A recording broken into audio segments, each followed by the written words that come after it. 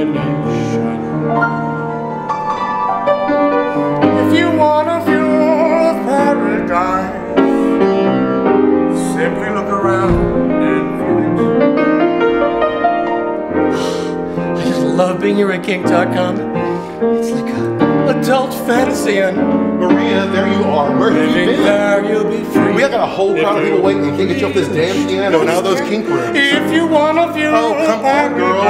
Oh, the show's on? Oh, yeah. Come on, okay, let's get in here. We got people waiting. Well, Oh, my come God. on, yeah. We gotta go. You gotta ready? Ooh, waiting. I know. Well, we got a whole group of people I waiting for us in love there. these shoes. Here we go. Here we go. Let's go. They're all waiting.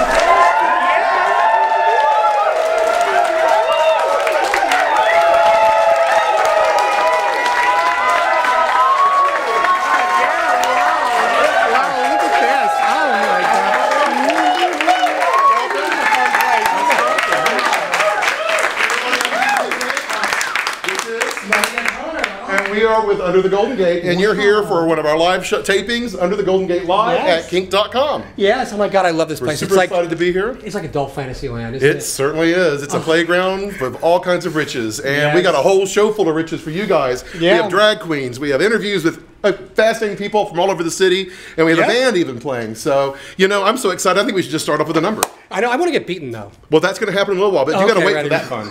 But yes, Maria will be beaten, and all of you that work with her will know the joy you will have in watching Maria get beaten. You can all have fun. Your with it, inner yes. animal. All your inner kink. So unleash your inner kink here. We have a great time, and so we're going to start off the show with one of our favorite queens here in San Francisco. Please welcome Mama Dora. Woo!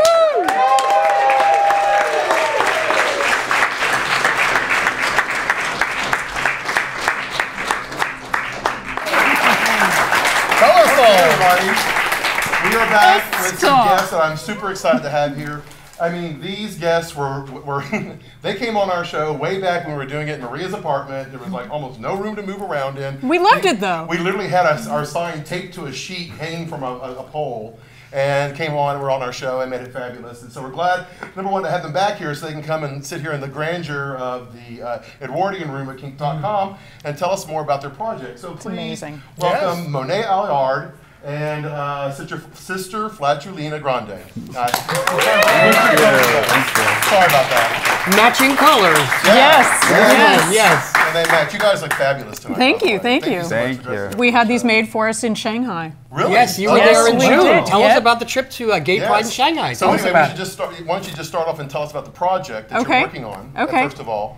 I am doing a documentary on international LGBTI rights, which is an issue that I feel needs to really, the conversation needs to really get rolling. Sure. I think that here in the States, we've gotten to the point where same-sex marriage is really pretty well established throughout the country.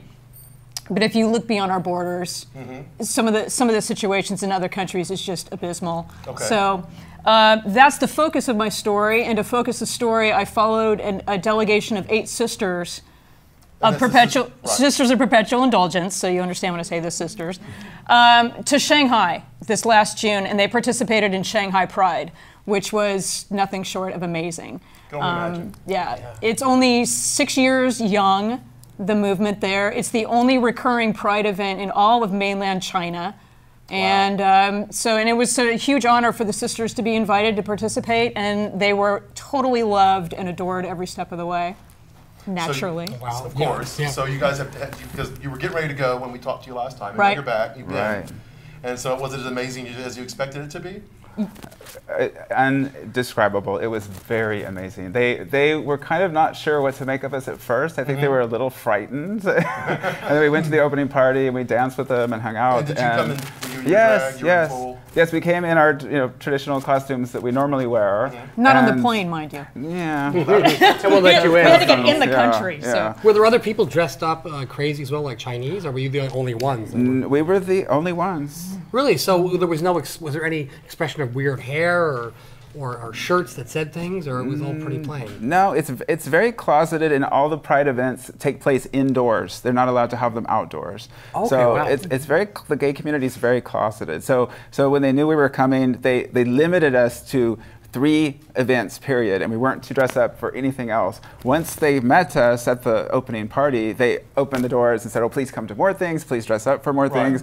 So you were the stars, right? Yeah, they totally were. It was incredible. Seen anything like it? Were people coming up to you and like going crazy or asking questions or what? Every step of the way. Yeah. Yeah. So did you feel like rock stars? Yeah.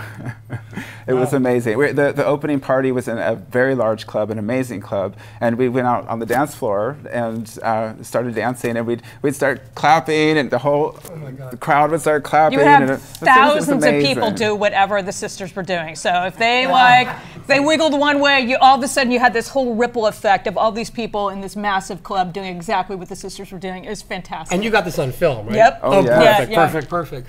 By the time of the closing event, the last night, they were so well known just from 1 week that I was about 3 people deep as we were making our way to the dance floor. And as soon as the first sister hit the dance floor, the whole club went bananas. I could hear everybody screaming and going nuts. I mean, it was awesome. On the red carpet, big photo op, and it was amazing. So Flatulina, how did it feel to be a drag queen in China, walking through the crowd and getting this kind of reception? It was pretty amazing. I mean, I didn't know what to expect to begin with, but even in public, we went out in public, and the crowds loved us. They wanted photo ops, and they'd form rather quickly. There's 25 million people in Shanghai, so the crowds would form rather quickly. The police would come and break up the crowds, but they weren't bothered by us. In fact, they wanted their photo with us also. So it was we had a couple concerns and took precautions, but it was very safe. So people you didn't feel loved at it. any time like you were in trouble, like, oh, I shouldn't be like this? No. Wow. Far from it. It was amazing. There was even a wedding party taking photos, and we were walking that direction, and we backed off to not get into their photos, and they actually invited us to get into their wedding photos. That blew my mind. Yeah, it's okay, that's different. So you felt like you made a difference there? Yes, it was. I think we showed them, we let our freak flags fly, and nothing happened to us. I think it did set an example. I think years need to pass before they will become more comfortable, but it was a start. It was a big impression. Yes, and they invited us back. They really want us to come back. And like he was saying, they're not allowed to have any events outside. So all they're not even allowed to have a parade. Yeah. So to get around the government restrictions, they had a 10K run. And so everybody put on their t-shirts and they had a big run together, and so they're really clever about working within the restrictions that the government does set up, and still getting the word out and raising awareness. And the public just loved the sisters. Absolutely went nuts for the sisters. Yeah, well, was it all ages, all sexes, or across the board? Oh yeah. I got great footage of older men watching and taking pictures of the whole group. And I think a lot of it too was that they really looked at the sisters as being just like a theatrical group or something like that. Yeah. There's no real religious barrier. Their theater and kabuki and all that stuff, right? Well, in the sense that in the West, we have religion to contend with, which, puts up so many barriers. That's not really an issue in China, So they just see the color and they don't care, what kind of organs you got underneath your outfit. They see the color and they get excitement, and it's awesome. Yeah. It was lovely. Was there much dialogue, or was it a language barrier? A lot of people spoke English. During the panels we participated in, they had interpreters. It was very UN. We had headsets so we could understand what people were saying. What kind of questions did they ask? Oh, so many. One of the biggest panel that took place was P-Flag. P-Flag is like the biggest thing going on there. So it's the parents and friends of. It's been around so long. Parents and friends of lesbians and gays. So that was a huge panel, and we were up against them actually. So the crowd that came to see us were organizers. And they were very interested in how we did things. Very practical. Yes. So it'll be interesting to see what kind of feedback we get from them. Wow, a lot of parties there afterwards. Yeah. The ladies' night was like one of the best nights. We had a great time. Night? You could only go if you're female or you're a guy in drag. And it was so much fun. It was awesome. Those ladies knew how to party. It was a great time. It was set in this club that had this big circus theme, and Right. So we had all sorts of kinds of Well, next performances time you can take going Marie and her guitar. Yeah, Totally. Will they pay for it? Well, you know, Yeah. weekly we get hits all over the Middle East, and someday I just expect to see some kind of news program coming up, and they're going to be like some revolt, and they're going to have like T-shirts with Maria on them or something. You know, Maria, we are going to revolt because of you. So that's great. You're a little rebel, you. And so, Monet, tell us about your documentary. How's it So going? it's going well. I've shot 99% of it. I have a couple more things that I'd like to shoot, a few more interviews. I'm trying to get this guy from Uganda to talk to me because Uganda is so incredibly repressive, and I think that'd be really important. Doorbell again. Yeah, let them in, for God's sakes. Get that pizza. Yeah, get the pizza. But Mark Leno's participated in the documentary. Oh, great. Tom Amiano's in the documentary. So I'm excited about it, and we're in the middle of a fundraising campaign right now. aren't we If I'm always? allowed to plug that. Great. Yeah. So I'm fundraise. on Indiegogo right now. It's a live campaign through the end of the month. So if you go onto Indiegogo and you want to support us, look for Stilettos for Shanghai Fall Campaign, and that is us. There's a 4-minute trailer there that describes this project better than any one of us could in 3 hours. It really Concise. Yes, Yeah. it's concise. It's hard to compete with this trailer, so I recommend everybody watch this trailer. It'll educate you on what's going on in other parts of the world. So it's exciting. It's really coming along, and we're having a live fundraising event Thursday at Moby Dick, and so everybody's welcome to come on by. In the Castro. It's in the Castro. It's going to be a lot of fun. Got a lot of drag events and musicians and all sorts of good stuff. So Prizes, lots of prizes. lots of prizes. Lots of fun. We got raffle those. So the 20th, 7 to 11. Come on by. Yeah.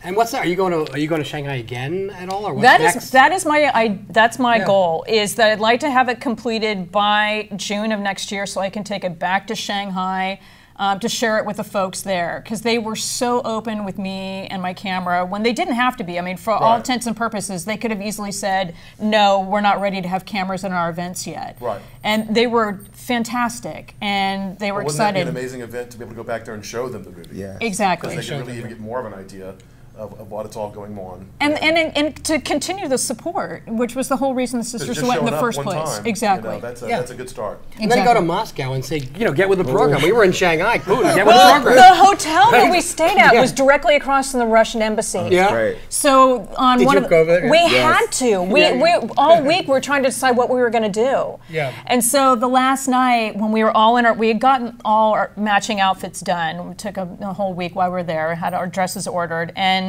so on the last night we were all in our matching outfits, and we were going to go off to the closing thing. And like 5 of us ran across the street and all got in line. And we're right in front of the Russian embassy, and there's a guy with, he's got a submachine gun right down there. 2 guys with guns. And we were out there, and like within about 2 minutes maybe, they turned the lights out on us. They did not want anybody in front of the building taking pictures, and so we split as soon as they hit the lights because we were a little nervous. What a but great experience. it was awesome. It was meant to be. It was. Well, we meant get to be. China on our side, and then once Russia sees, then we'll work on Russia. Right. Yeah. Well, that's why China is so important. It's such a huge global economy, Yeah. and it's actually possible for China to change and keep moving forward. It has been very slowly, and the better they get with LGBT rights, the more clout they have in the rest of the world in areas we They don't. can come meet people like you and get experience, exposure. They realize it's just the same as everybody else, and that's the whole thing. Right. we need to solve. Exactly. Is Right. everybody, Exactly. we're all about the same. Yeah. I think there was a friend of mine had a song that's called "We're All Pink on the Inside." Wait a minute. Somewhere. Somewhere, yeah. Is that your song? Are you going to send us out with a song, Maria? We should sing a song as we go. We should sing a song as we go. We're living in a world of pure imagination.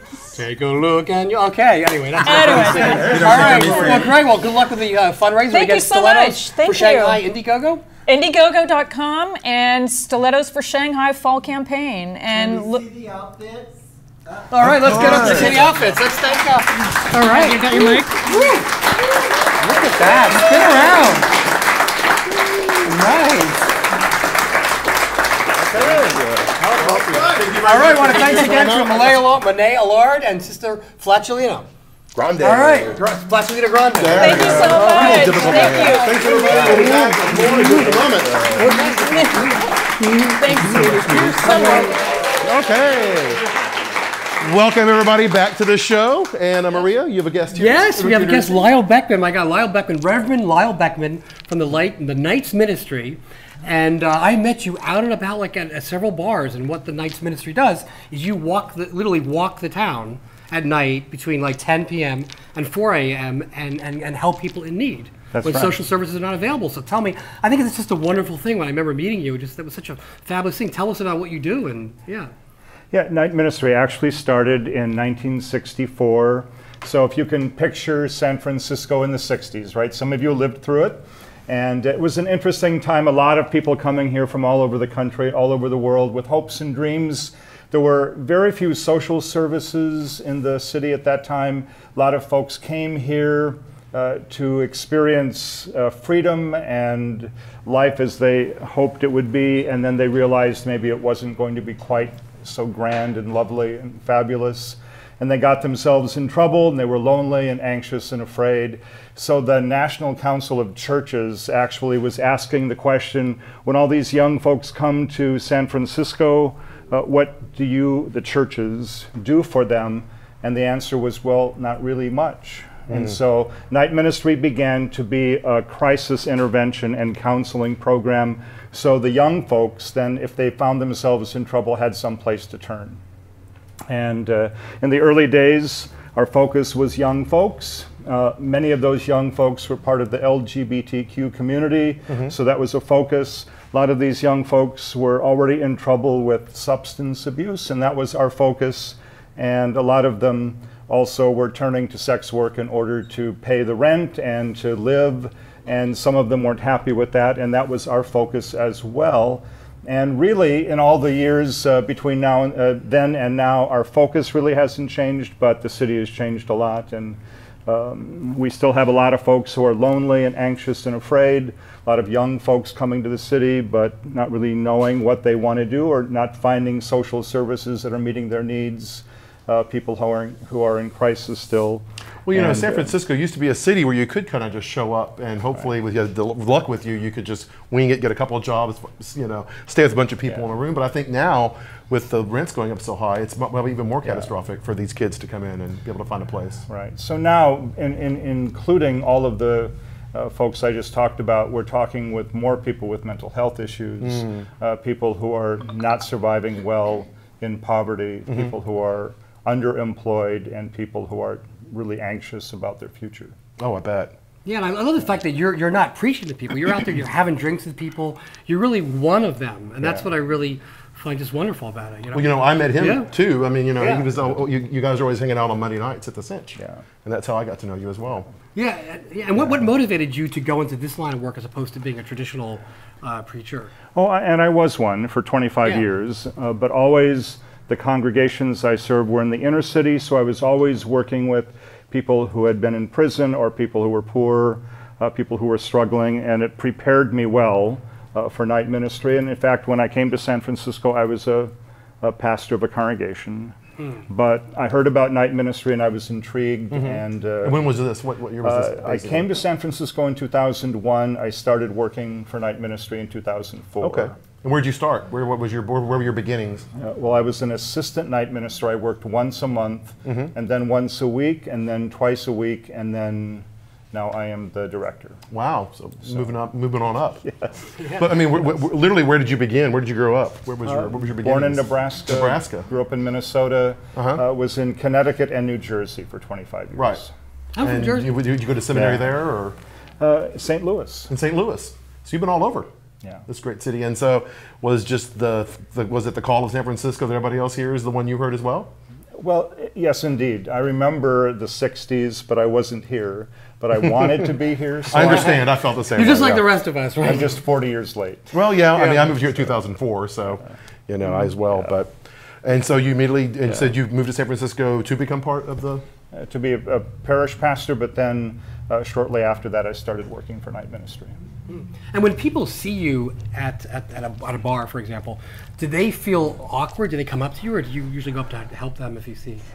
Well, we don't chase people down. We want people to come to us. And so I think sometimes people feel awkward.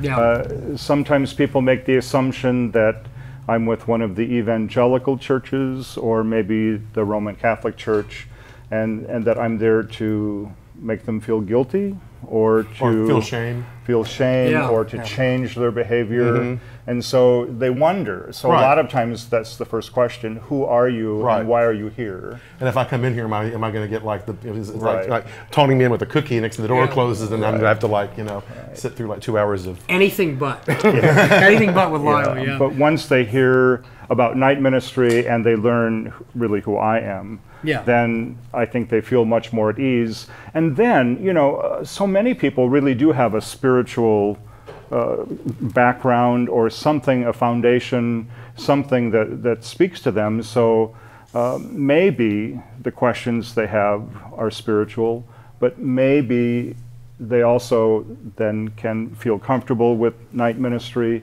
and we can help them through some of the difficulties of life. So it's everything from a prayer and a simple conversation to hardcore crisis intervention and counseling. Wow, and what have you learned by doing this? Anything that kind of stands out? Well, people are people, and most of us go through difficult times. And when you go through difficult times in your life, no matter what its cause, it really is helpful if you have somebody that can be there with you and listen to you, support you, encourage you, and give you the information that you might need to make good decisions to have a better day tomorrow.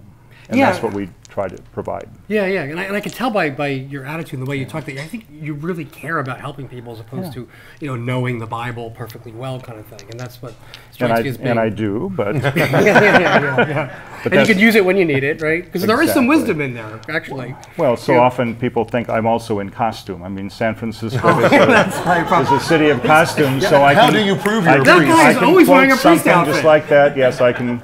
Well, because every day is Halloween in San Francisco, so I mean, I'm sure. So what do you have to do to prove you're a priest? So, well, I say, well, I can recite one of the Psalms, or I can pray with you, and generally, when they realize that I can actually offer a pretty good prayer, then I think I can convince them. And so, if somebody's watching this video and they hear about you, where and they haven't found you guys on the street yet, is there any way they can get hold of you, like on the internet or? Sure. Yes, sfnightministry.org, and our crisis line number is 415-441-0123. Great. We're out every night between the hours of 10 p.m. and 4 a.m. Right, because as you said, the churches weren't doing a lot between 10 p.m. and 4 a.m. So it's kind of like you're the helpline at night. Yeah. That's right. And we'll talk with anybody about anything. There are 15 crisis lines in the city now, but many of them are specific for whatever to the problem particular kind of problem. We'll talk with anybody. And the only one that offers this is night ministry. If someone calls our crisis line, say someone who is suicidal, and they really want to speak to somebody face to face, a night minister can be sent to them for a face to face conversation. Yeah, and what do you think about Kink.com and porn and this kind of place? This is not my first time here. Yeah. And I'm delighted to be back. So I understand that there's like a big celebration coming up. What is it, this weekend? It's this weekend. This is our 50th anniversary. 50 years. So if you're in town and you're free on Sunday afternoon, 3 o'clock at Grace Cathedral, which is Taylor in California. It's a worship service, but it's not a traditional worship service. It's a celebration really of our 50 years. And it really honors the people that we serve at night. And I hope that there are some folks from Kink.com and people who love them too at Grace Cathedral. That'd be awesome. Yeah. So yeah, well, we're looking for. We're going to be there. Right. Good. Plan on being there. Yeah. And what are you looking forward to in the future? Well, we always say that when we can put more night ministers out on the streets, then we reach more people and we have more conversations. That really is our goal in the future. We know that we look awfully Christian when we're out there, and we want people to know that we also have an interfaith component to our ministry. So we have ordained interfaith ministers and other religions represented in night ministry. So if someone is looking for a specific religious ritual or type of prayer, we can offer that. And we're going to build that up in the future. And we intend to be around for at least another 50 years. That's great. Yeah, that'd be great. Now, can anybody, if they want to donate their time, Can anybody volunteer to help with you guys, or they have to? Yep, the best volunteers in the world, I think, are the ones who answer our phones. So we have a crisis telephone line, and again, they can talk with anybody about anything, and they don't know when the phone rings if it's someone who's just looking for conversation because they're lonely, or if it's someone who has a gun on their table and they're talking about taking their life. So we've got great volunteers. We train you well if you're interested, and you'll feel comfortable being able to pick up that phone anytime you serve with us. And they go through the same website if they want to volunteer? That's correct. Great. That was our doorbell. And one final thing. Hello, come in. We have a lot of pizza. We have a lot. There's a lot of change happening in San Francisco, and there's a lot of tech people kind of taking over the city. Is there anything you can do to help them, or help sort of what's happening here? Yeah, like any thoughts on that? That's a tough one. I think what we need to do is help the new folks in San Francisco, the tech folks who don't know people who have been here for a while, get to know them and help them understand what really San Francisco always has been about and always will be about. And that's that anybody's welcome here, and we love our diversity, we love self-expression, we love the freedoms that San Francisco has to offer, and we love to have them here too, but we want them to be a part of the fabric of our society. Become a part of it, not just take and not put back. That's exactly right. I agree with you completely on that. Because workaholism is an addiction also. Indeed, indeed. Okay. Well, great. We're looking forward to seeing you at your 50th anniversary on Sunday at the Grace Cathedral, 3 p.m., right? We certainly are. And again, if anybody is getting the spirit to help you guys out, get on the website and volunteer and help some people out here in San Francisco to make this, the amazing place it always has been and will be. Right. Well, thank you very much for coming and taking time out. Thank you very much. Thank you. Okay. Well, let's hear it for Father Lyle. Yes. All right. Great. I know that went so quickly. We'll be right back with more. Makeup. Okay. All right. We're here with Steve Jones from the SF Bay Guardian, or the ex-Bay Guardian, I should say. Or the Guardian in Exile. The Guardian in Exile, yes. Steve was the executive editor. I was the editor-in-chief. I was the final editor-in-chief of the Guardian. Of the Guardian, and as you know, the Bay Guardian was a very important. Been around for 49 years. Liberal voice of San Francisco. And was the liberal voice of San Francisco, and now the Guardian's gone, and now we all know, City Hall is, all politicians are on the take. We know that. Our liberal voice is gone. The balance is gone. Like, tell us, what's going on. Well, it's been a shock. I mean, the news came suddenly, exactly a month ago today. Yes, it was a shock. I remember when it happened. October 14th, and there were some signs that this corporation that had bought us, when they bought the SF Weekly after us, might try to shut one of us down. But it was a cold, corporate decision, and it sounded like it came down like a hard hammer too. It did, and it was a shock to us. Yes. And I think a shock to the community. Shock to our community, and it really rippled out very quickly. But maybe that's the kind of shockwave people need to order realize what's changing in San Francisco. Yeah, I think people read it that way. That this is the sort of latest sign of what San Francisco is becoming. It's what everybody's all the doomsayers are saying. Things like this will like that. Right. Yeah, it's the way they did it. It's always if you have to do something unpleasant, that's one thing. But it's the way you do it was so just callous to literally shoot. At least that's the way it seemed to us. You wonder, is it simply just corporate hubris and greed, or was it sort of like, the election's coming up, and we want to get rid of the balance in politics? I mean, how sinister is it? Yeah, how sinister is it? There's a lot of different ways to read it. We want a good conspiracy. Yeah, because you can read some good sinister. I'm working on it, actually. Yeah. I'm actually, so we're going to do a final commemorative issue of The Guardian that we're raising money for. You did a fundraiser? Which we can talk about a little bit, but I'm working on a piece, Who Killed the Bay Guardian, for that thing. I'm going to look at all the different suspects. We're going to do it like a Agatha Christie murder mystery or something, Yeah. I mean, it's so important to have people like you down at City Hall, representing the interest of the people and the balance to make sure that the corporate machine doesn't destroy our city. Because the machinations that seem to be going on now are just so pro bringing in all these businesses, which of course as a city needs to happen so it can grow. Yeah. But it almost seems like they're not nurturing the seeds they've already planted by and have been tended all these years by other gardeners to go through. Instead, they're kind of pushing it away to have this new brighter, shiny stuff come through. Yeah, and I think we lose something in the city when that part of the spectrum that we've been holding down since 1966 is suddenly gone. And we were hearing from people across the ideological spectrum that were really upset about this, saying this necessarily moves the political center of the city to the right. It makes it tougher like give space, you know, for different ways of looking at things, for that progressive voice in the city, that voice that is more appreciative of the weirder, you know, only in San Francisco elements of the Which city. is, you know, what has been the stock and trade of the city for decades. Yes, it's sad. I mean, we're still absorbing it. We're still very connected with our community. We just had well, you guys have definitely come to a call to arms. Yeah. Because you've been able to reach out. I mean, because you had an amazing party last night for Best of Bay. We did, and that was something we just did all on our own. Right. And that was with local people donating stuff and everything. And people were just giving us money for our Guardian in Exile project. We made I need to get on this party. $1,400 and just people wanting to give us money, being very supportive. That is awesome. Of the project. People are really recognizing what's been lost. So that's been heartening for us, you know, to feel the appreciation for the Guardian in the city, so we've stayed engaged with that. We stayed engaged with the community going forward.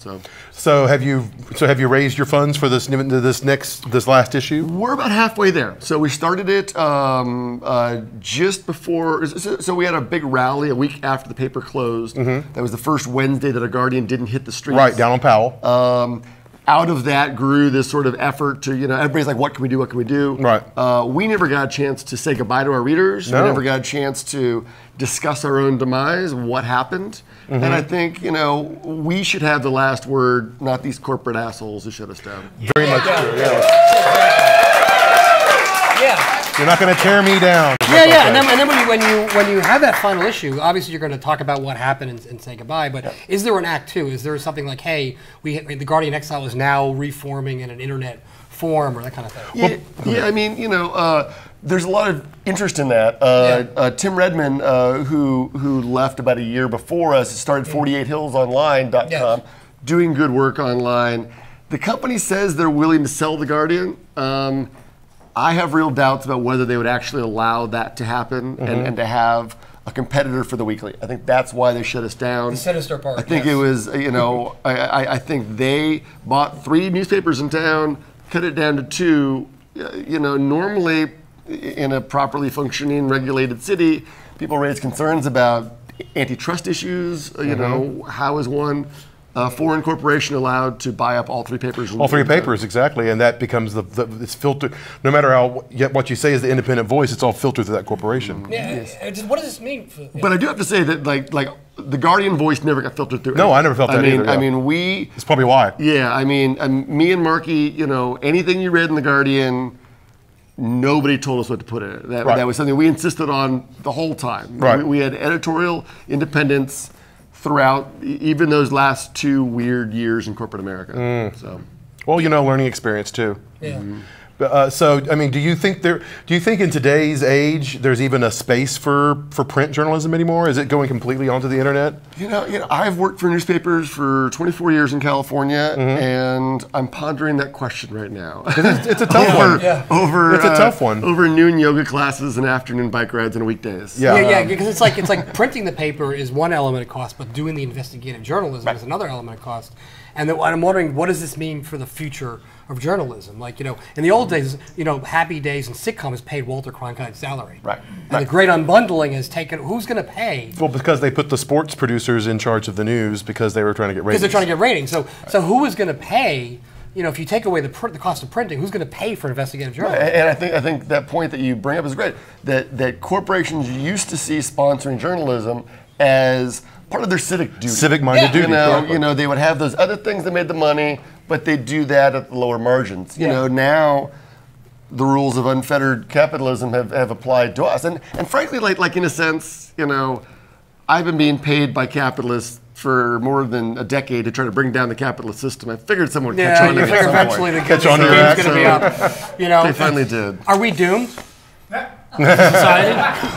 It's an optimistic way of looking at it. Yeah, so you think We're always doomed, darling. so? For doom, maybe we should just party, or like till us, you know, how does it feel like till that. us? Party like Party kick us down the out. revolution. Or party down there, yeah. Well, there must be something. What are you optimistic about?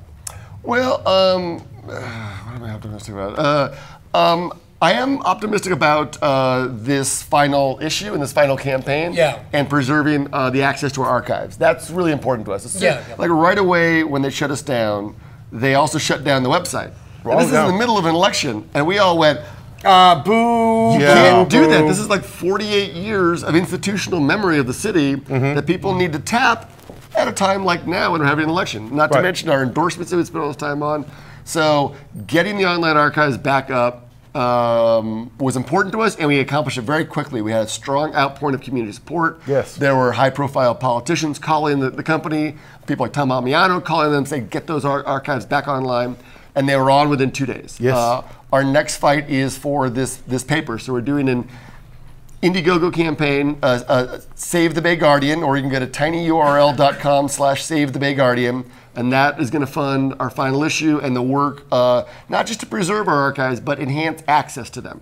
Right. You know, as we've gone through a number of websites over the years, it's fragmented as far as what's really searchable and what's not. And ideally, I would like to see all that stuff indexed so you can. You know, if there's a part of San Francisco history that you wanted to do some deep research on, you could find dozens of articles that we had done over the years. So what do you think is the biggest thing that the gap has been left? Is it not representing the poor? Is it not representing the sort of the liberal viewpoint? What do we really lose? Yeah, I mean, I think we lose that media outlet that has the mission of being the voice of the powerless. You know, of standing up for the artists, for the LGBT community, for the communities of color, for renters, for all those groups that in San Francisco need to have that kind of institutional political support. I agree. Because they don't have the money. And in this city right now, we're seeing the values of greed and financial self-interest running roughshod over the city. And you need somebody out there to point to be the whistleblower and to point out there's something wrong here. And you know, the ones who are going to be countering this stuff. When they were shutting us down, they were telling us, this is Glenn Zules, who's the publisher at the very end, he's, you know, tells us all, and takes Marky and me in another room to kind of talk to us more about it. He said, well, we're meeting with the San Francisco Chamber of Commerce trying to do a media partnership with the Examiner and the Weekly, and they said, we'll do it as long as the Guardian's not involved. Which kind of made me snicker and laugh, because like, of course they hate us. They've been the barrier to every progressive reform in the city has done in the last few decades, and they've been a black hat in our stories. You know, we oppose them regularly. So so of course they don't want you in the play. Yeah. I mean, the thing is, they're saving what makes San Francisco interesting. It's not just the weather and the nice, you know, and the beautiful hills. It's people come here because there's so much variety, and that's getting lost. I know. It's becoming homogenized, gentrified. Yeah, I don't want to I don't want to lose people like me here. You know, I know. I just, you know, I don't know. Kink.com will always be here, right? Exactly. We have Kink.com to fall back on. Well, hopefully it's always going to be here. I mean, Yeah. we were. I mean, it's the only institution left. That was one of the things that the Guardian was covering for a long time is this state legislation that would have required that condoms be used in all porn goggles sets. I heard too. Condoms, goggles, face shields, You gotta wonder what's really driving that. No juices of any kind, right? And I mean, is that really to protect people, or is it again some kind of sinister, you know, right wing thing? I mean, come on, it's a combination. Do they really of those care? things. Right. But it ended up not being approved in the legislature, and Peter and Kink had said that if it was approved, they and other companies were going to be going to Nevada. So and they bring a lot of money into the economy. So we helped publicize that fight. It went the right way. Kink's still here. So. There you go. Here we sit today. That's why we're here. Were you always a little were you like a little newspaper kid growing up? I mean, you know, did you have the bug early on? What was your inspiration? Like I was raised in the East Bay. You're a local guy. Had a paper route for the Contra Costa Times as a kid. Would do my little neighborhood newspapers. Yeah. And, I don't know why exactly. I guess I can't keep a secret. I like to find out secrets and tell everyone. You want to find out what's going on in You want your life to have meaning. Yeah, exactly. You know, I do feel a real sense of mission, a real sense of obligation in this strange country we're in, where you know so much has been based on lies for so long, and we need truth tellers to get through it. It's called being a citizen. Right? And to be a citizen, you need to be an informed citizen. Right? Yeah, that's right. Informed, correctly informed. And so you need journalists on the beat asking the right questions in order to have that informed citizen. Yeah, we want you here. It's almost like, you know, again, who's going to pay the salary of the guy that's going to go to City Hall? You know, do we need a wealthy donor like, you know, Warren Buffett or somebody to put money in? I mean, what do we need? What do we need to get? I don't know. And what does that do to the news when you've got a few wealthy people who are sponsoring? Yeah, you figure at least a few of them would like, be on, with the program. And and in this day and age, when you go on Facebook and you can't even tell if you're reading a spoof article or not. That I saw the other day, they actually have a website where you can go and check to see if the website you were checking is telling the truth or not. Because how do you believe that website? Exactly. How do you believe anything anymore? It's all like, who do you turn to for truth? Right. I don't know. When it's being so obfuscated by tech and computers and all that other kind of stuff. Well, you were an early burner, and you wrote an article called "Burning Man Has Jumped the Shark." Now do you feel? And a book. I have a. You have a book. I mean, you wrote the book about Burning Man. The Tribes of Burning Man. So, yeah. Is there something similar happening to Burning Man? Do you feel a different connection there? I do. And when I wrote that Burning Man Jumps the Shark article, it seems as if, it's the same thing. It's not living up to its own ideals. Yeah. Just like San Francisco is not living up to its own ideals. That's a good way to put it. Burning Man has these 10 principles that are very egalitarian, very utopian, but it doesn't apply that standard to itself. It's still run pretty tightly by a group of 6 people. And then they did this sort of fake conversion to a nonprofit that wasn't real. And the people on the board have a lot of money, don't they? I don't know. I think that's a matter of some speculation. Yeah, it depends on maybe a lot of money. So now that Burning Man has sort of jumped, Burning Man's jumped the shark. The Guardian newspapers. Where do you go from here? I don't know. I'm going to do a little soul search and figure that out. So you get on your bicycle, ride my bike, and walks on the beach, walk the earth. You're going to walk the earth. Yeah, I'm going to be like Kung Fu for a while. Something again. You can work with Kink.com. Sure. Well, and I will always have a slot for you here at Under the Golden Gate. Excellent. You can totally be one of our reporters. We'd love to have you on anytime. And if you get some good scoop for us, come on. We'll blow it up. We'll take it to City Hall, so they speak. That's right. All right. But I want people to support the Guardian, and it's a Guardian in Exile. Give us your coordinates and all. Guardian Exile. You can go to tinyurl.com to save the Bay Guardian. You can go to Indiegogo, look up Save the Bay Guardian. We have nonprofit fiscal sponsorship by the San Francisco Public Press, a really great organization that I actually helped start years ago. So all the donations are tax deductible, and we're also giving premiums to get ads in our final issue. So you can go get a tax deductible donation, get a free ad out of the deal. It's the best media deal in town right now. Sounds like it. All right, well, great. We'll put you back in City Hall. And of course, they want to follow what's going on, protest shows. They can find you on Facebook. Yes, we have Guardian in Exile. We have a Guardian in Exile Twitter feed. We have a Guardian in Exile Facebook site. So you can keep up with all the fun stuff that's happening. They picked on the wrong people. We're not taking this line down. because you guys are connected too. I mean, it's going to be great to see what happens. Maybe this will be one of those legendary battles you always hear about, years later on. Make it bloody. Yeah. That's some action here. Go with the bang. It sounds good. All right, I'm ready. All right, well, awesome. Thanks. All right. Okay. Stephen T. Jones, thanks for coming. It's been awesome. Great. Steve Jones from the Guardian. All right. We'll be right back. We have the band Sex Industry coming up, and then Maria's going to get whipped. All right. Woo! Everybody welcome Sex Industry.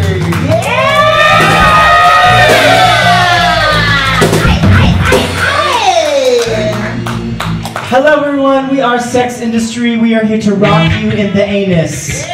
Prepare to have Joe Anus rocked. Yeah. This song is called Skin City.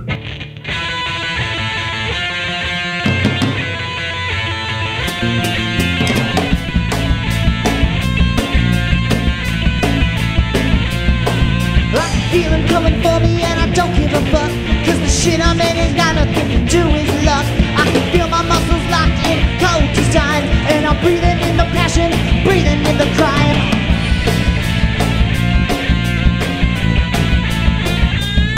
I can feel the punching through me all up my spine. I got sweat dripping down, but I'm feeling so alive. You gotta stop the cameras cause I'm ready for the scene. You know I got the skin spittles, make you better scream.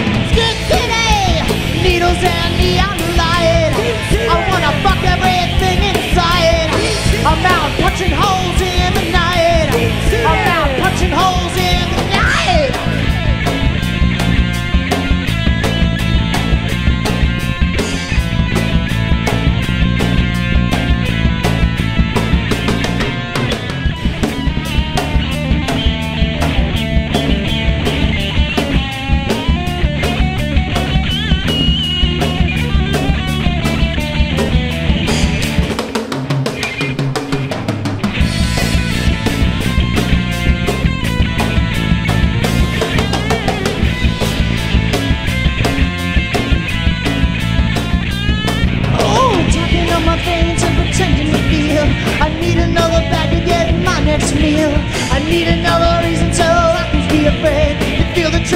my flesh, that's what I crave. Now my pumpkin's banging rhythms like a fucking machine. When I go to sleep, now I don't have any dreams. I'm staring out the window, waiting to begin, and the fever rushes through me. I'm freezing up again. Skin City, needles and neon light. I wanna fuck everything inside.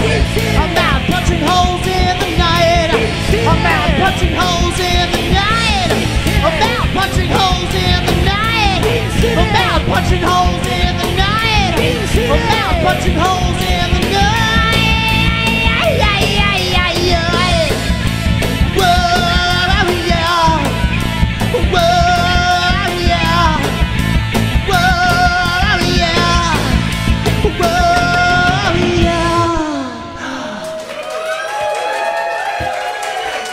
Thank you. Thank you. All right. So we are Sex Industry, and we're kind of Sex Industry in Exile, actually.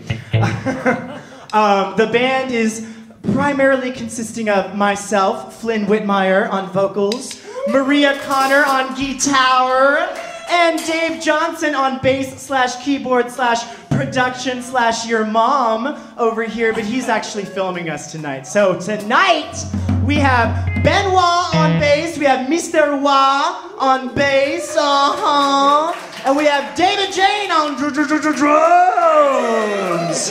He is ready for some kinky shit. So anybody that wants to spank his ass, go for it.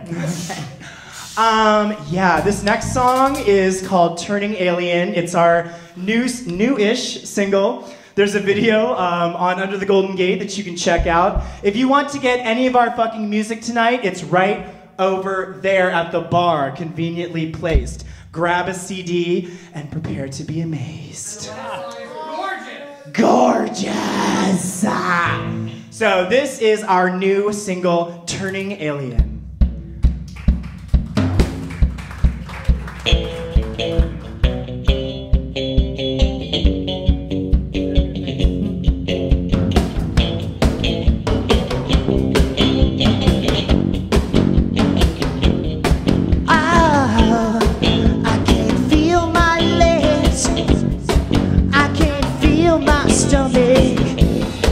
I can't see my face in the mirror, 'cause it's all erased. Now I left my skin, I've been transmuted, and now I'm turning alien. Oh, I am turning alien. Oh, I don't need my skin anymore. I don't need my skin anymore. Oh, I was so into it, but now I'm out. Now I'm out. I am turning alien. Oh, I am turning alien. Oh, I don't need my skin anymore. 'Cause I am turning alien.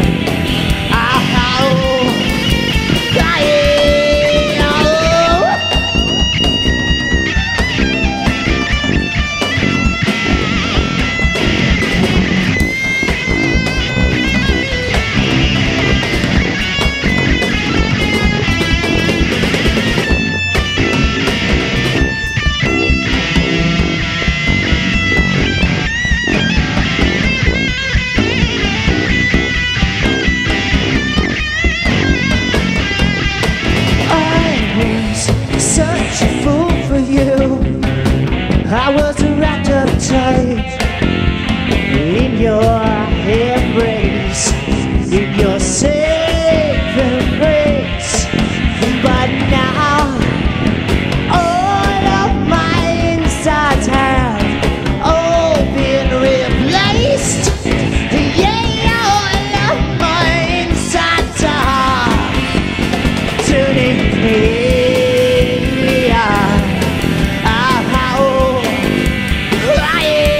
turning alien. I don't need my skin anymore, 'cause I'm turning alien. I don't need my skin anymore. I don't need my skin anymore. I don't need my skin anymore. I don't need my skin anymore. I don't need it anymore.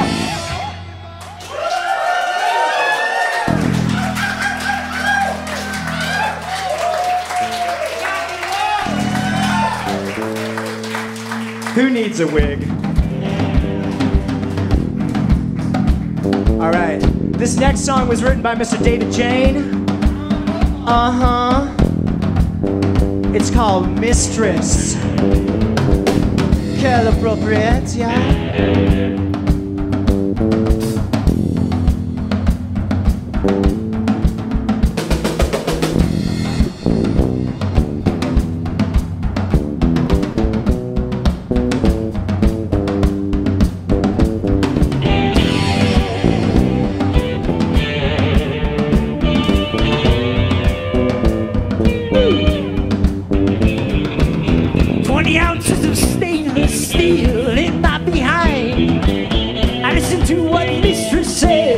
Must be out of my mind. Mistress's plaything.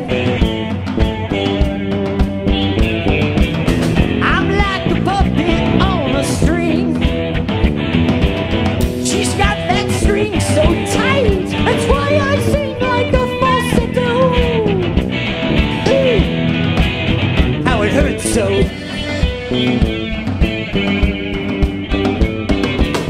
Whatever you have in store for me, I'm on the pillory. I'm totally at your mercy.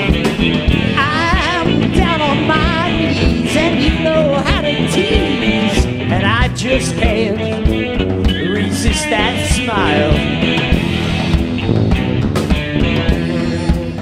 And I'd crawl after you for 100 miles. Mistress, mistress, I'm in distress. Mistress, mistress, how can you do it to me? Well, I guess I asked for it. I want more of it.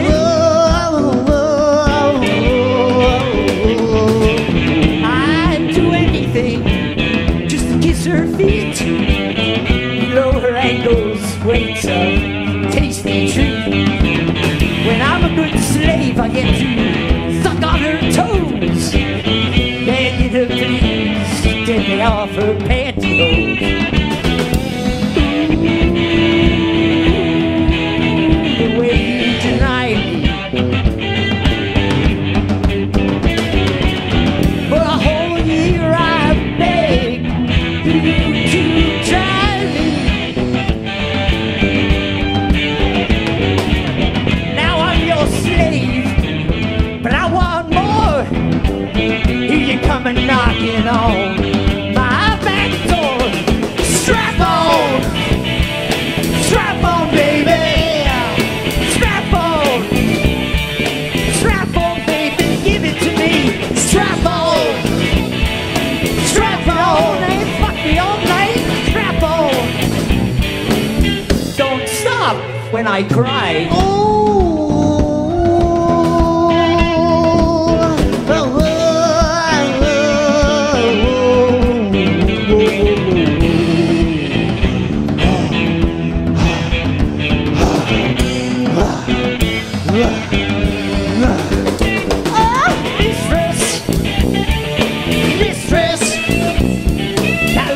You got there underneath your dress. Well, mistress, with your harness and cages of silicone. Well, I'm a long way from home. Ooh,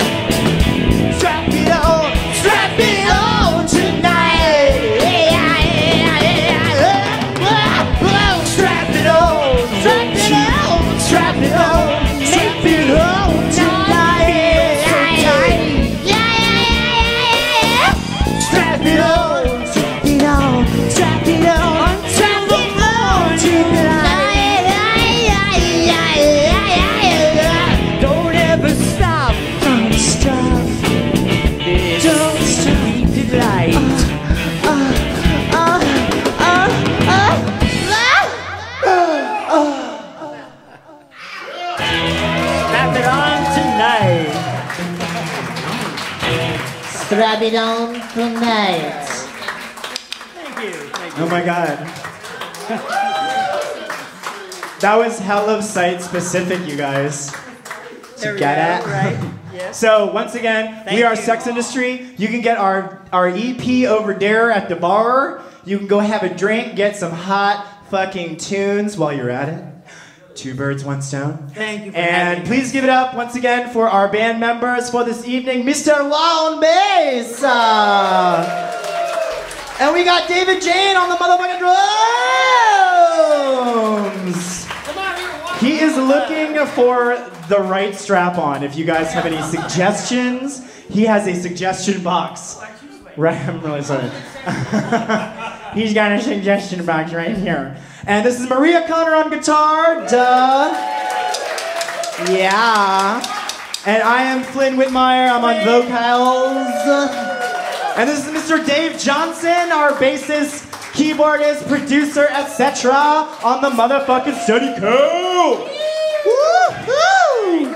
I'm gonna hand this shit over to Maria. She might have something to say. Oh yes. Okay, now we're going to go to the next scene over here, which is, you're wondering what that cross over there is in the corner. Is everybody wondering what that is doing there? What the hell is that doing there? What could that possibly be doing there? Well, I don't know, but I think I'm a little bit curious, and we're actually going to have somebody give us a little demonstration on the cross.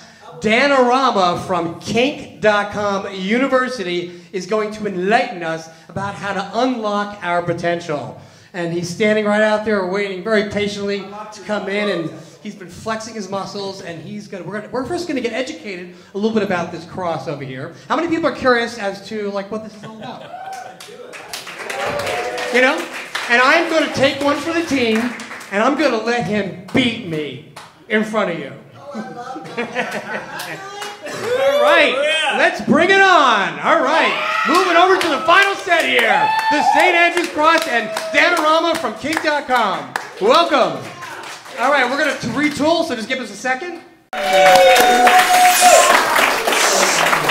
Oh, hey everybody, again, we're back with Under the Golden Gate Live. I am DJ Dank. I'm joined here, of course, with Maria Konner. And, you know, it wouldn't be a show at Kink.com without having people from Kink.com to tell us all about kink. So we are super excited to have here Danarama from Kink.com. Let's welcome Dan. Right. From Kink University, right? Exactly. Kink University, actually. And so you're the director of a new thing that's going on at Kink.com right now called Kink U, right? Yes, exactly. So one of the things that Kink University is doing is demystifying bondage and BDSM and all the kinky sex that a lot of people have an idea of what kinkiness is. They may have gotten it from 50 Shades of Grey, or they may have heard it on TV, and they really don't have an idea of how to do these things and how great it can be. So here at Kink University, I'm here to show with videos and live workshops how you can do this at home. So if they're like into a spanking fantasy, or they're into whatever, they can either go on the internet and they just watch things. They have to download them. Well, you can watch them live. We also have live streaming workshops, but it's a great thing. It's a great resource to use if you want to prep yourself to learn about these skills. You have different levels to learn. Well, there are 101 levels, there are 201 levels. You can basically pick and choose what you want to learn. And if you happen to have a lover that says, you know, I'd really like to be spanked, you go, well, I think I can do that. And then before you panic, you can just run off and look on your phone. Be back in a minute here. Yeah, I've got to watch a little video for half an hour. Yeah. Oh, yeah. And will you also have classes here at Kink.com? Yes, We have, if you go to, right now, if you go to armorystudios.com and look at the workshops page, you can see the live workshops that we teach here in person. We have rope bondage classes. Last weekend, I taught a workshop on how to have rough sex. And so there's a whole range of sexuality and BDSM and even mystical sensuality classes. Mystical sensuality? Yeah, lots of bringing meditation into it, the spiritual aspects of it. We call that the woo-woo. So we have a great combination of how-to and woo-woo classes. Okay. Wow, it seems like there's a lot to discover. And I imagine one of the biggest problems, especially if you're married or have a partner, is what if one of them is really more into it than the other? Is that one of the first things to get through is knowing if your partner is on the same page as you? Right. I wonder if that must happen a lot. I wonder if it's mostly men who want to do it, or is it, you know? Well, from a lot of times it's mostly women, surprisingly, because they really want to. Sometimes your partner just wants to just want to be taken. They just want to have someone in a very sensuous way control them, but to do it in a safe manner with somebody that cares about them. Okay, That's wow. very Yeah, true. yeah, because maybe there's too much, being cordial in the relationship or too much love in a way. Or at some point, just need to be slapped and tickled for a little. Yeah, they just want to be an animal, right? Right. Is that really? Well, there's such popularity in bodice ripper fiction that a lot of people, it's really the most popular fiction out there, and a lot of that is it's not because people want to be abused or anything like that. It's just that there's a certain level of passion that comes across in the illusion of being out of control with somebody. And the way to make that work is to actually be in control by knowing what you're doing and be able to take your partner there safely. And that's a lot of the skills that we try to teach. It's a different state of mind. Yeah. Right? And I think it's really important for people to experiment with this and certainly do something that they're curious about. And I can imagine, I have my own ideas as to why it's important. Or if you have your ideas on why it's important for people to do this? Well, a lot of people, BDSM is an interesting animal because no other type of sexuality is more based on communication and trust and safety and reputation than kink. We have this thing called a safe word in BDSM, which is a word that everyone in the scene knows that will bring the scene to a halt. Usually it's red for stop it, or yellow for lighten up, or you can say safe word, and that's such a ubiquitous term in the scene that you can just pick someone up at a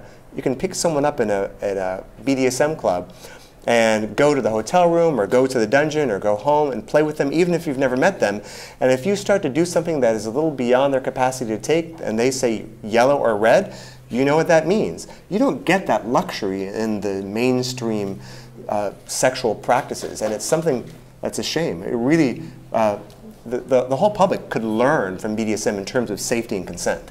Yeah, and I find that the level of intimacy you have in a kink relationship is actually, ironically, in many cases, more intimate than in just a regular relationship, a regular non-kink relationship. Right. The dating scene is just so like, hey, pick somebody up and fuck them, you know? Yeah. But here, you got to really trust somebody to have them beat you. Yeah. You know? Makes a big thing. Unless that's your kink. Unless that's your kink, like not trusting somebody. Yeah. Go out in the alley and... To kind of further answer your question, some people ask why red and yellow are the terms and why you can't just say, like, why isn't stop good enough, or why isn't no good enough? And that's because a lot of people like to take their play to a darker place, and they like to use those words and say stop and no and don't, or please mommy don't, or whatever. Oh, or yeah, that makes like sense. And that's them just begging for more in a way. Yeah, and that way they can get to a deeper, darker place and experience something. And in some cases, a lot of people use BDSM as a way to recreate a traumatic experience that really kind of turned them off in a sexual way, and they can reclaim the night by doing that with the partner that cares about them and can take them to a much more caring place. Yeah, and definitely it's one of these things where I figure you don't want to die curious. You don't want to die wondering. It's like you diffuse. You want to buy curious, not die curious. Yeah, that's right. You want to buy curious. Yeah. And is there any difference between straight couples, queer couples, in terms of their interest in kink that you find?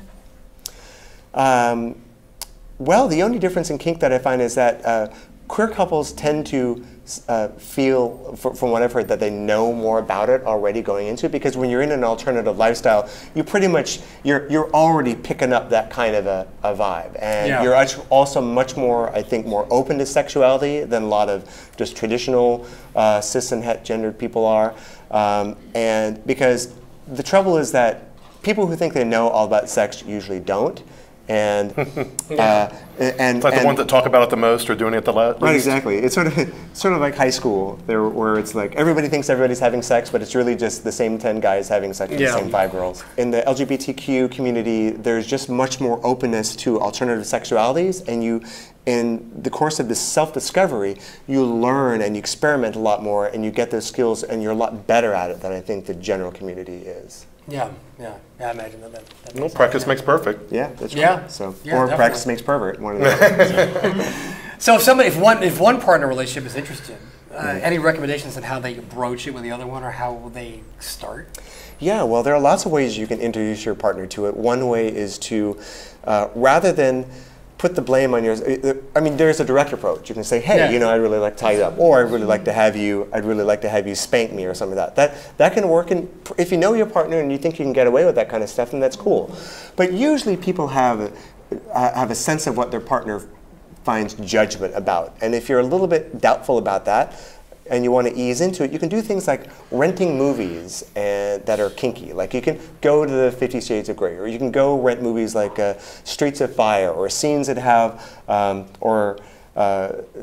have bondage in them, or something kinky in them, and then make a remark about that and go, oh, wow, that was kind of hot, or just, and then gauge your partner's reaction. And if they go all, you know, if they go all Pentecostal on you, or if they go all like, let's totally do that, then so I open that door. Yeah, exactly. So because then you can disassociate, and you can say, oh well, that was disgusting, da da da, and then you just go then you go in the corner. I didn't really mean it. Or another thing you can look at is like, you know, men can always show their wives, for example. Oh, I want to show you some of the porn that I look at behind your back.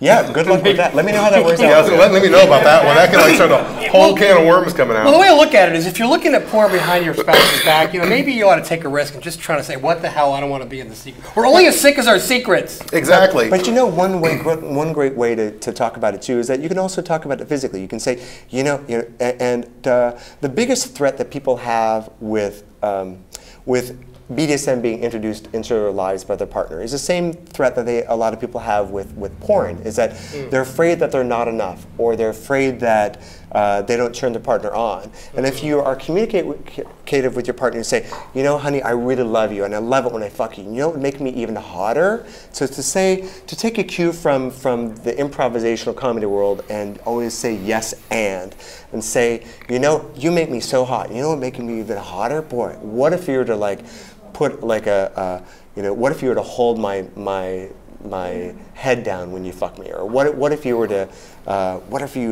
use a rope on me, or what if you were to tape my mouth? Wouldn't that be hot? And they can either take it and go with it or not, and then you can just go on with your regular life. But as long as they know that you still care about them, you still think they're the hottest thing on the planet, then things are going to be good. The other thing you can do is actually just non-verbally take people, like as you're having sex with your partner, you know, take their arms and kind of hold them behind their back, or pin them against the wall, or do something a little bit more aggressive, or have just them, take it in levels too. You can start with a little something if they like it. Yeah, exactly. Like rough sex is one of the most popular things that couples fantasize about, and so we teach workshops about how to do that here at the Armory, But a lot of things that people consider rough sex, like spanking and spitting and slapping the face and pulling the hair, they're like the cilantro of sex. You know, either you love it or you hate it. And one way that you can test it with your partner is just be real subtle about it. Just kind of go up and put your hand in their face and kind of tap them lightly on the face. And if they stare at you with like this horrible, you know, stink eye, then you know to back off. And if they instead get all dreamy and go, and they kind of melt, and then you know you can kind of progress forward. But that's the whole thing, is that with BDSM, it's so based on consent. You really need to be getting, not on having the other person saying no, but to continually be getting yes from your partner. Because it's enjoyment for both. Exactly. And that's what everything should be on that level. Yeah. Yeah, because I imagine a lot of people are afraid to be a little more rough with their partner. Right. But you know, something, what can you lose if you just try it a little bit? You know? Yeah. You know, it's interesting in the submissive world, for people that are submissive and their partners, a lot of people, when you love your partner, you think, wow, the more you love your partner, the less you want to hurt them. And if you have a partner that is submissive and wants to be dominated, and there's a lot of that out there, people coming to our classes like that all the time, it's a hard hurdle to get over. Like, I don't want to hurt her. I don't want to boss him around, or I don't want to, you know, I don't want to do that because you feel that it's abusive. But the fact is that if it's consensual and you talk about it and it's what they want, then it isn't abusive. It's not endured. It's enjoyed. And one of the hurdles you need to get over mentally in BDSM is to realize that your topping as a dominant is fulfilling your submissive partner's need to please you. So the more dominant you become, the more you give them a structure, to fulfill their fantasy, to serve you, and to be submissive to you. And the easier you make that, to be a dominant by learning skills, to learning how to put on a different role, and to suddenly change personality and be like, game on, you know, this is going to be, you know, tonight's lingerie night. You're going to get it, Ellie. And then, you know, or, you know, this is going to be corner time for you, or whatever place you like to play in. When your partner knows that you can turn that on, that's going to turn them on. Yeah, wow. It sounds like it's going to take you. And just think now that there's something like Kink University online, you can always just say, "Oh, look what I found online. Look at this," and you can kind of like gauge the reaction through that as well. Yeah, or you can even say, "What do you think of this?" Right. If you're wary of what your partner will think, just put that out there and ask for their reaction first, because otherwise, if you come at it, you know, as you're too super signed up, then they may feel pressure to either like it, or they may like go off the deep end and be mad. So just basically, how much does it cost to get these classes on the internet? Is there a cost for it? Well, it's $19.95 a month. Sign up for Kink University, and you can download everything and we add new videos every month. I mean, we'd add a new video every week, and you can look through the archive of all the ones we've done before. Plus, we have live shows. We're going to be having a live show this Thursday, as a matter of fact, where Andre Shakti, she is going to be fisting a man and a woman at the same time, so you can learn about the beauty of vaginal and anal fisting, depending on what your partner prefers. Yeah, so you can, if you become a member of Kink U, you'll be able to watch that live on Thursday, for example. So we're going to be having as regularly and as often as we can, live workshops like that. And plus, you can come enjoy the Armory tours, where we teach how to do bondage and that sort of thing. Well, I think the world would be a lot better place if more people got involved in kink. I think we'd all be. Or just everybody was so comfortable being themselves, whatever it is that makes them enjoy their life and their sex life. Yeah. It's very natural. To me, it's like sort of mixing your human sort of intelligent self with your animal roots. Yeah, and we're all animals down deep anyway. We dress up and act like we are. Oh yes, especially what you're talking about, especially during the sexual time. I mean, things come out. Right. You don't want to be afraid to pull back and go, oh, we don't want to scare you or anything.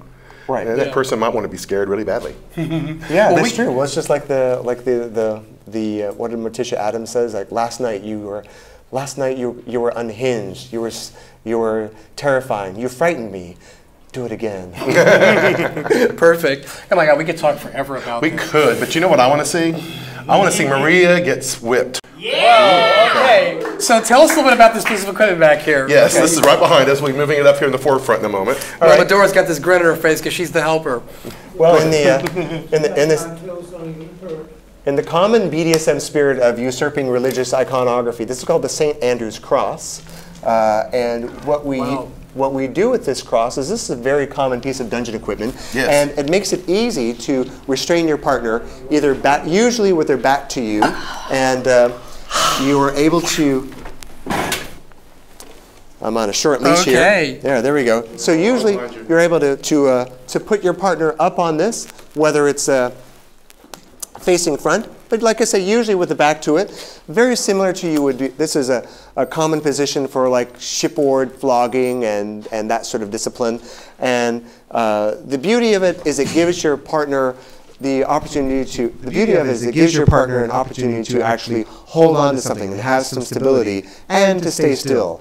And you can tie them up into this if you like. We may be doing something special with you because I think you have a special talent. You can multitask to see if we can actually flog you as you're playing guitar, baby. Yeah. Then maybe you can get a guitar position in flogging Molly or something like that. So. Maria, we'll do that at the end. Right. Maria, are you scared? I'm more, and I really want to get whipped. Actually, I'm not scared. So you're more wet than scared? I'm more like deciding whether or not I should take my skirt off or leave it on. What do you guys think? Should we take it off? Oh, we're gonna take it off. Is that like a? That's good. Perfect. It looks like an open invitation. Take off my skirt. Oh my God, this is. Do you need help? No, we're gonna take my skirt off. I can't even remember where I got all this stuff from. Maybe like a. Now you got it. Maybe like an old. Yeah, maybe. Yeah. You got like an old tires or something. Oh my God. Okay. So what? I want to make sure that I don't have anything protecting me. Okay. Yeah. All right. So Maria, do you have a safe word, or what do you think your safe word would be? I think my safe word should be something I would not say, which is keep going. No. Stop. No, safe word would be, Or lawyer. I guess red. Red is always a safe word. Red is a safe word. That way people will watch this and know that red is a common safe word, so you can do that. Well, this is going to be exciting. Should we try it, Maria? I think pain is just a state of mind I need to experience.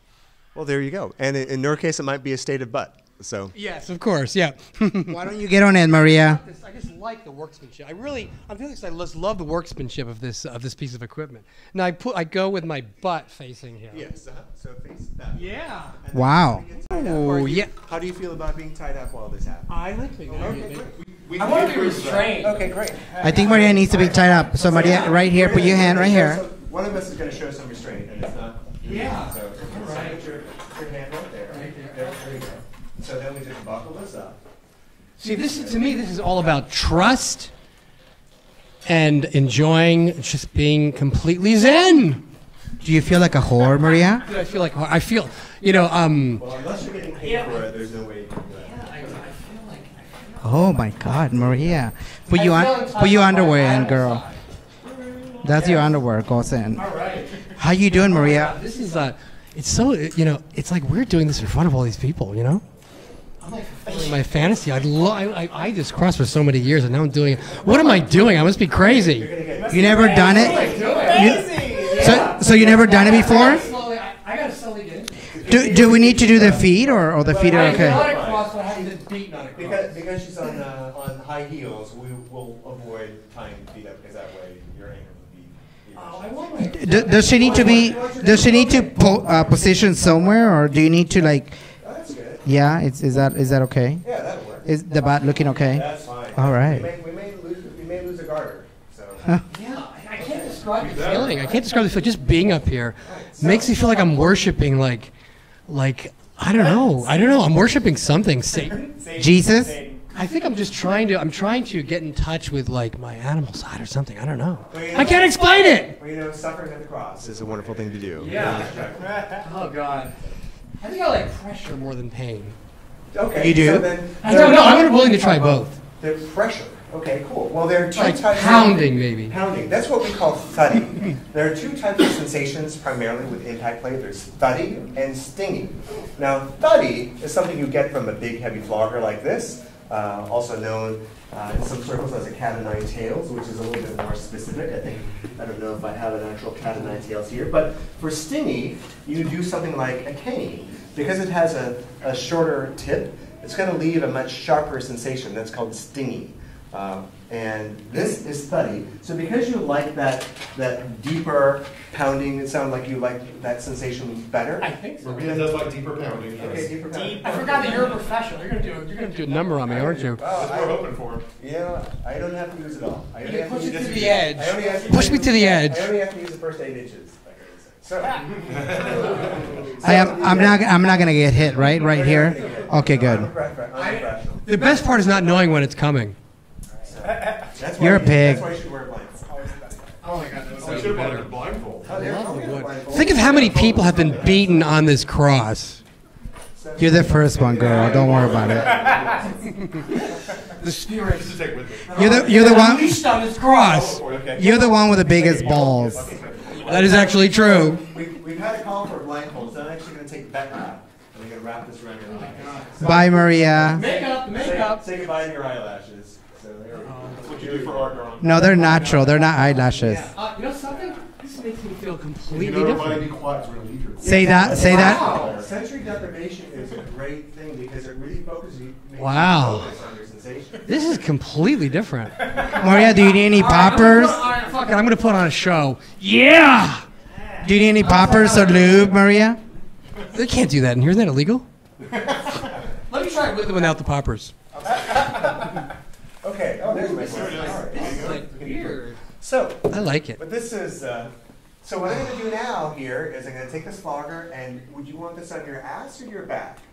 My ass. Your ass. Okay. Yeah. She's a top. Wow, I feel like a woman now. There you go. Or at least man's perception of a woman. So I'm going to start lightly, and then I'm going to check in with you. Okay. Can we do the other way around? Can we do very hard and then I'm just kidding. Mama Dora, you're bad. Okay. Thank you. Okay. So Don't give him any going ideas. for the ass. Now, I've never done this Oh. before, so. Oh. Ow. Oh, that was not bad. I should have said that. Okay. I'm feeling sensations here. I'm going to do a little dance. Yeah. Yeah, we're just getting warmed up. Is that the best you can do? No, she didn't. Oh, yeah. Yeah. Oh, right. Yeah. Oh. Ah. Yeah, I deserve it. Oh. Oh, yeah. You can do figure eights like this. Yeah, yeah. Then you kind of alternate between heavy and You know, it's like it brings something else out of you. You don't know what it is. Yeah. Yeah. Yeah. Fuck yeah. So it's not just about hitting someone. It's about checking with them and being sensual with them. So after you actually flog them, you kind of want to feel their butt to get that blood up to the ass, up to the surface, so that they start to feel that sensation a bit more. And then you can go back and do it a bit more. That's it. You can be our official butt fluffer. Yeah, you're right. You know, if you haven't been touched in a while, this feels great. There you go. Polish that up. Get the heat off. You can also do it two-handed. This is a technique called Florentine. Mm-hmm. So we can go a little bit faster. I'm ready. Oh, yeah, that feels good. Oh, it's like a horse. Yeah! Shamo! I deserve it. Or if you want a bigger, you can use both floggers together. Uh-oh. Oh, Okay. yeah! I'm so glad a professional's doing this to me. Can I try it too? I'm a professional. Dora, you spank me pretty bad. Oh! I'm not saying the safe word. I forgot the safe word. The safe word is red. The great thing is I can say stop and you won't. Stop! Nope. Stop! Say no. Say Stop! Yeah. Are you doing okay? Yeah, this is a great way to start.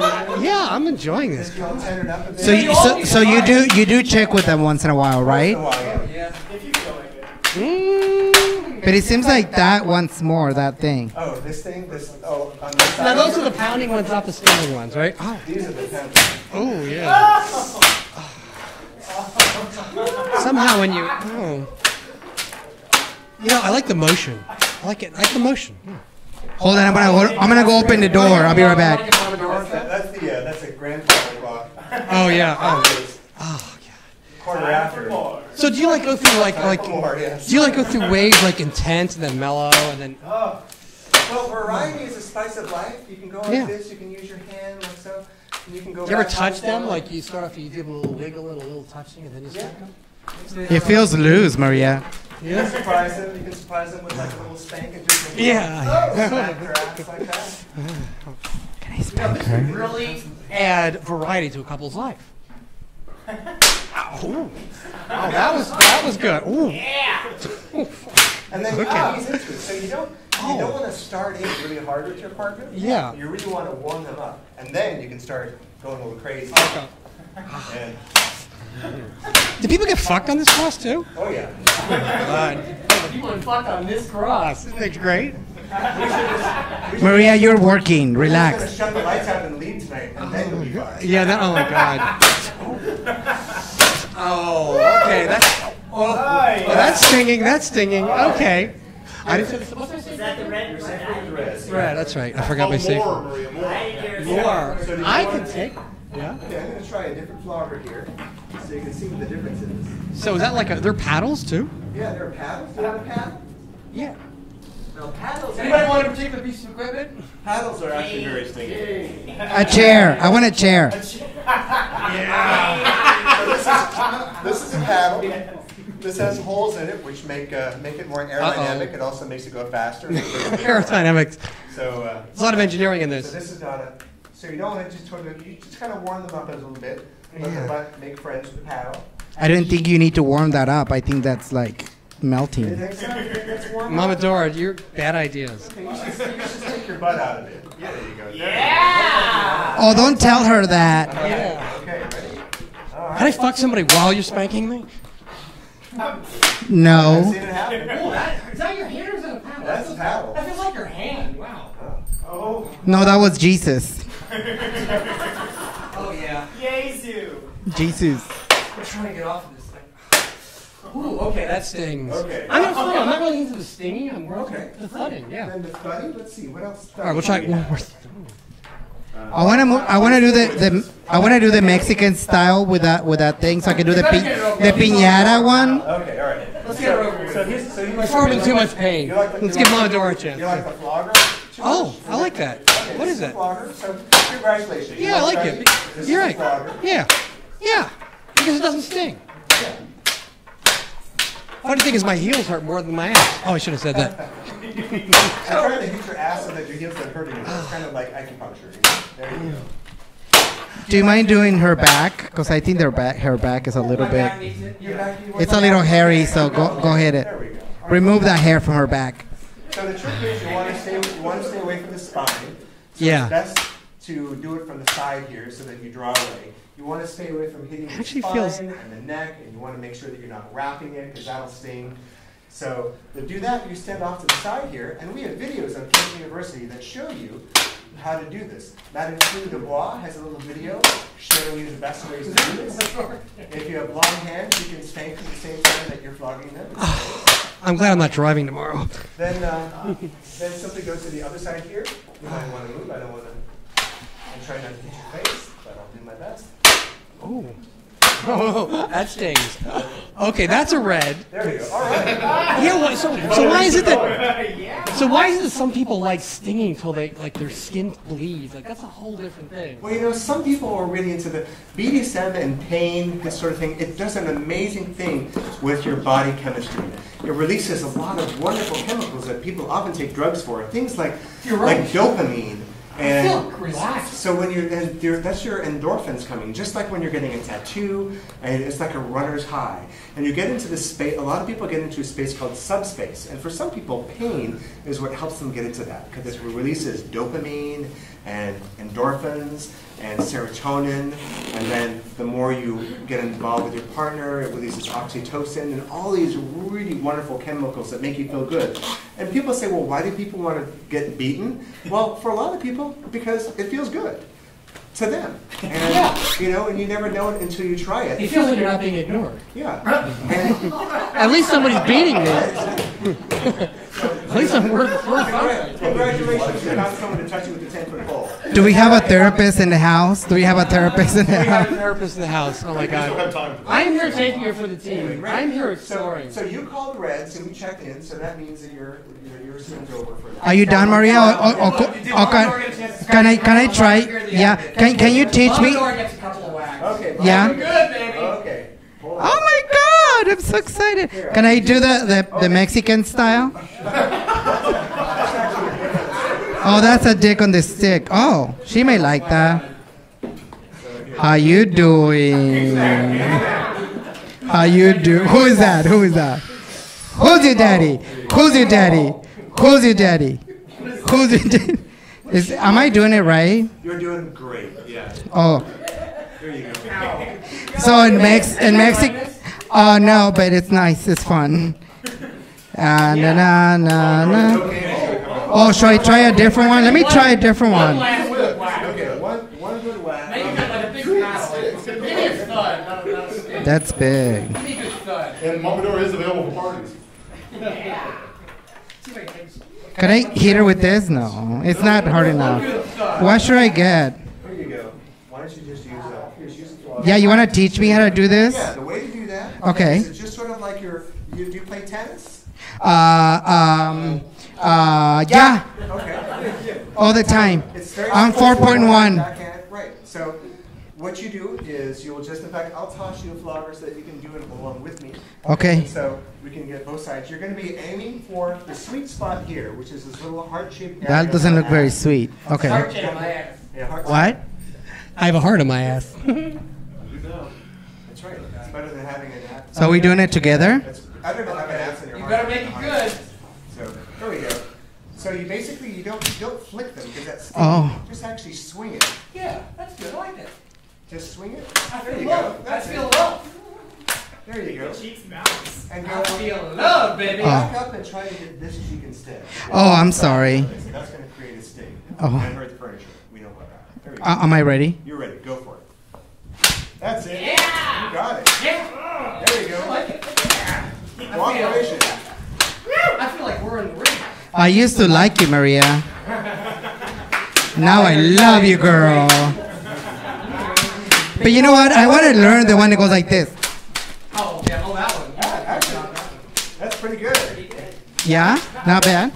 So yeah, you can learn how to do this. Learn how to do this on KinkUniversity.com, and then you can do this when you're better. You're actually doing a pretty good job. Yeah.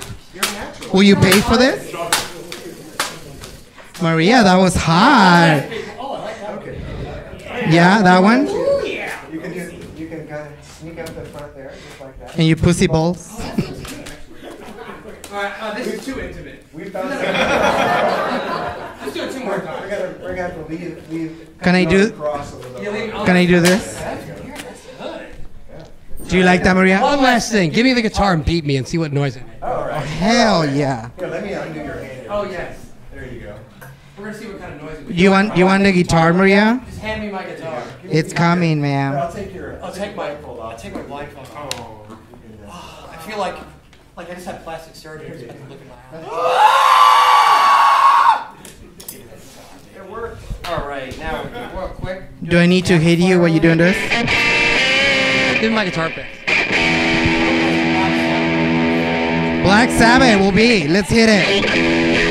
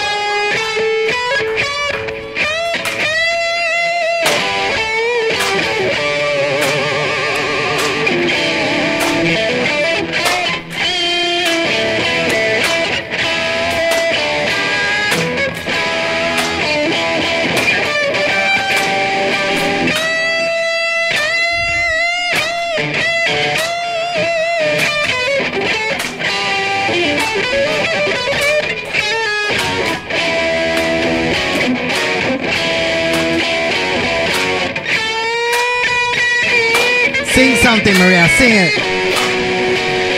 Oh yeah, babe. You're my mistress. Mistress, do me with your strap on.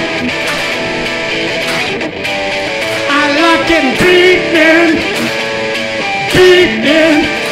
with that whip. Beat me, baby. Beat me, baby, yeah. Beat me over there with that whip. Take me to your different world. Take me to your different world. Make this last one.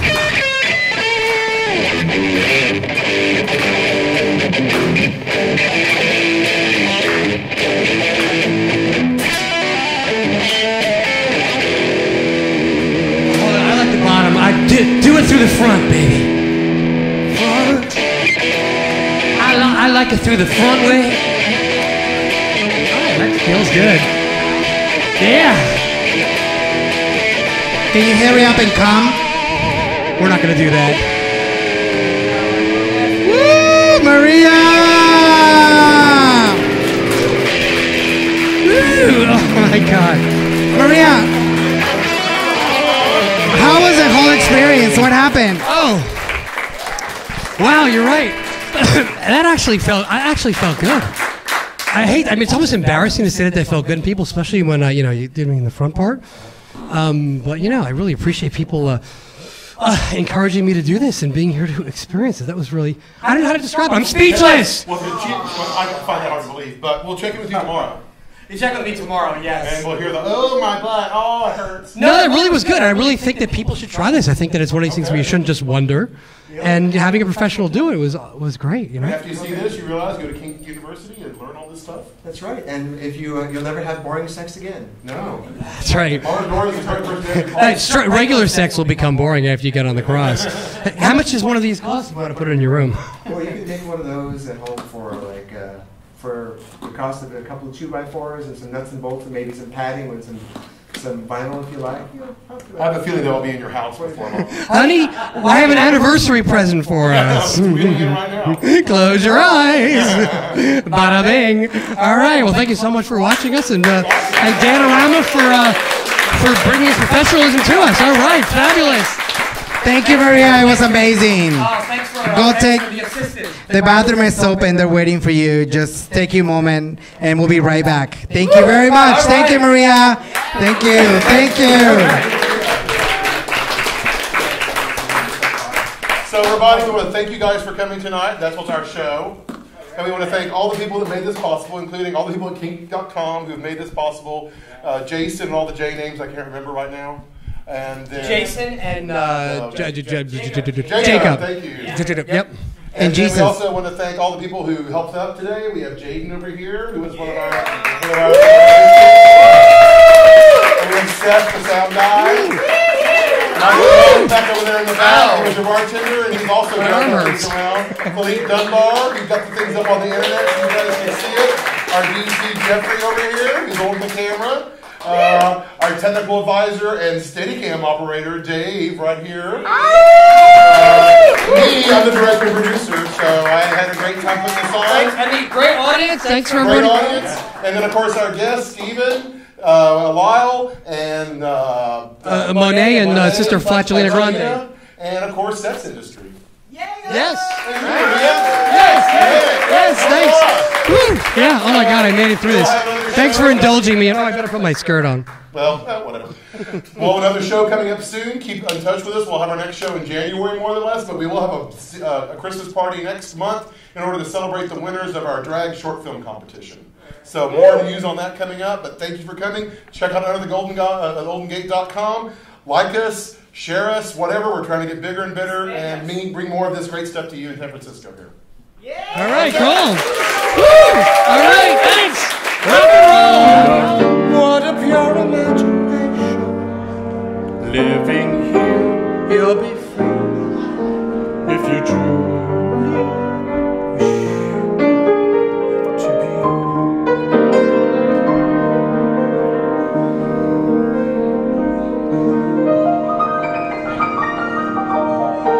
This is Disneyland for adults.